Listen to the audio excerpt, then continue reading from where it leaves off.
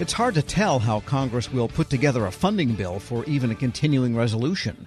With less than 2 weeks left in the fiscal year, so contractors are doing what they feel they have to, and that's preparing for a lapse in appropriations. We get more now from the president and CEO of the Professional Services Council, David Berteau. And every year we go through this song and dance, but somehow the politics are a little bit more rigid this year, and the idea of a House bill failed, a week before last. So what are your members doing, and what's going on? Well, Tom, as you know, you're right. We do approach this every September. And then we usually approach it again in November and in December, and sometimes in January, February, and March, right? We come close to the deadline. And generally speaking, we actually get a continuing resolution or sometimes a final appropriation in time. It's usually at the last minute, though. And so even though history says we're likely to get a continuing resolution and not have a government shutdown, the probability is not zero, and the consequences are very, very significant if we do have such a shutdown. So it's really important for contractors to begin preparing now, if they haven't already, for that possibility.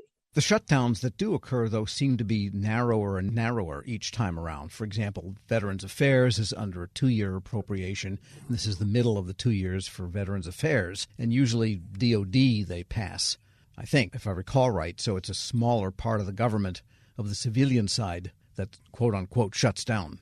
Well, it's actually been a while since we've had a shutdown, which is historically anomalous. During the Reagan administration, for instance, 8 years of Reagan time, there were actually 8 government shutdowns, none of them longer than 5 days. So we don't remember them. The ones we remember are the long ones. And the last big long one was the Christmas 2018 that extended through January. And you're right. That there were 6 cabinet departments that already had their appropriations. DOD was one of them. VA was another. HHS was another. And then there were 9 cabinet departments and a bunch of other agencies that were shut down for 35 days. And that had real serious consequences. So you don't know what you're going to get into or when you're going to get out of it when you do have a government shutdown. Right. We do know that the last one caused a pandemic 2 years later, so we don't want to have that happen again. But in your observations, there's no guidance for shutdown coming from the White House or GAO for that matter. So one of the things we do at PSC is we track all the guidance documents, both at the agency level and at the Office of Management and Budget level. And we haven't seen any updates of those recently. In fact, most of the last updates are from a year ago.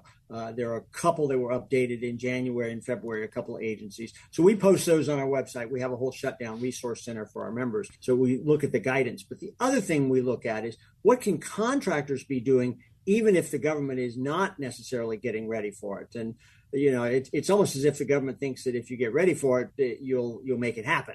We know that's not true. And it would be wise and prudent not only for the government to get ready, and they probably are doing internal things, but to have those conversations with their contractors for continuity of operations and understanding of what's expected. And you have the Shutdown Readiness Center, Resource Center, operated by PSC, which is basically advice. What is it you're telling contractors? How can they prepare for this?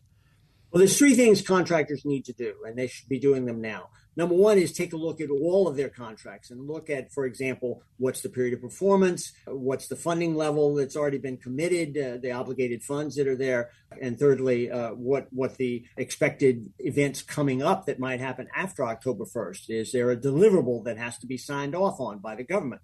How do you make sure there's somebody there to sign off on it in the event of a shutdown? Is there an option that needs to be exercised? Will there be people there to exercise those options? These are important things. So do your own assessment first. The second thing is to be, and I'll come back to that your own assessment. The second thing is to be talking to your government customers. Even if they're not getting guidance from above, even if they're being told don't even begin to think about planning for this, you need to be having those conversations about what their expectations are.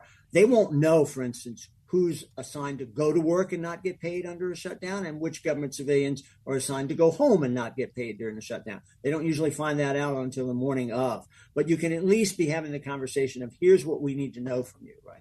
And the third thing you need to be doing is to do your internal preparation. Know where your employees are. Know how you're going to get a hold of them. know where your facilities are, what your options are if you can't get into a facility. So all of that's an analysis and assessment that really should be ongoing all the time, but particularly as we get close to a shutdown.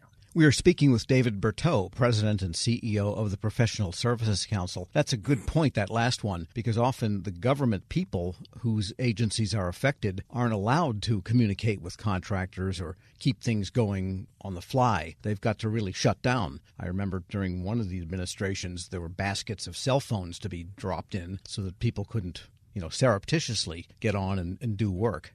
Be working. Yeah, that was back during the sequestration days. And Tom, one of the important reactions that government often has is, well, if we're not working, you shouldn't be working either with contractors. And this is a stark difference in a shutdown. The shutdown for federal civilians is top down. It's driven from the top down, and you're in one of two categories. You either work without getting paid or you go home without getting paid. But for contractors, it's one contract at a time. Every contract is different. And you have a responsibility to keep working unless and until something happens to make you stop. What could happen? You could run out of money, okay?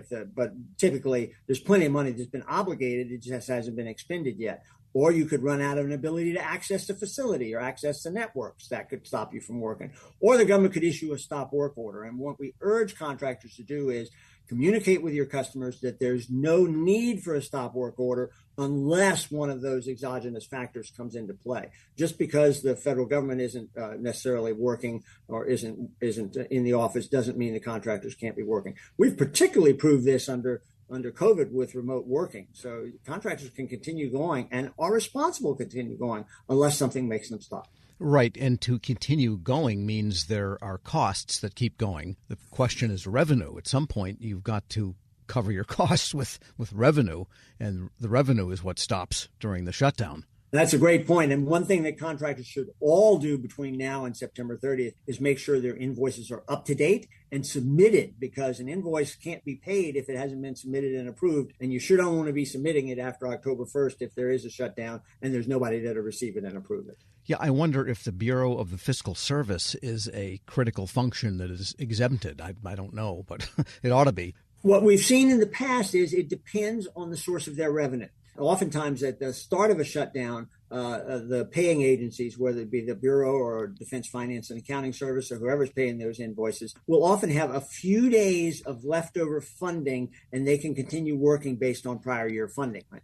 But it isn't infinite and it's not indefinite. And you can't really, as a contractor, you can't really tell because you don't know what invoices are going to be paid on what day. So it's prudent to prepare for both options. Right. It's like trying to rinse your hair when the shower's been turned off and just get the dribbles. Yeah, we've had that happen a couple of times when the power goes out, right? And the federal financial plumbing, happens and everything comes to a halt. All right. So what else? Anything else? Any final thoughts for contractors? Well, I think being prepared and going back to your customer is key. If the customer doesn't want to talk to you, you have to be prepared for what you're going to say when and if a shutdown comes along. And I think, certainly for PSC and our members, we like to be as ready as possible. The other thing is that, the media tends to pay attention under a government shutdown to the impact on the federal employees. There's also a potential impact on contractors. Even if they've done all the things we've suggested, they have to be prepared for the possibility that their workers may not be able to charge to that contract. You don't want to have to fire them. And you certainly can't do like the federal government and lay them off and say you'll get paid later, because contractors are never made whole at the end of a shutdown, unlike federal civilian employees who now by law will be made whole as soon as an appropriation is passed. So that's the real thing, is how do you make sure you get to keep your people on the payroll? What can you do? A couple things you can do. Send them to mandatory training.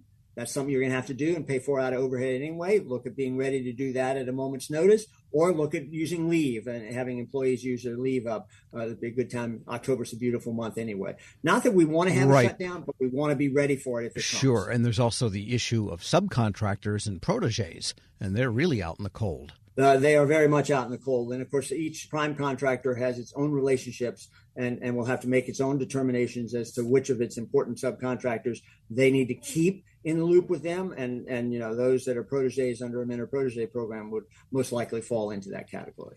David Berteau is president and CEO of the Professional Services Council. Thanks so much for joining me. My pleasure, Tom. And I hope that none of this comes to pass. We'll get ready for it and there will be no government shutdown. By the way, if there isn't one on October 1st, There might be one in November. There might be one in December. There might be one next year. So get ready for it. Sooner or later, it will come. And on that optimistic note, we'll post this interview at federalnewsnetwork.com/Federal Drive. Subscribe to the Federal Drive wherever you get your podcasts.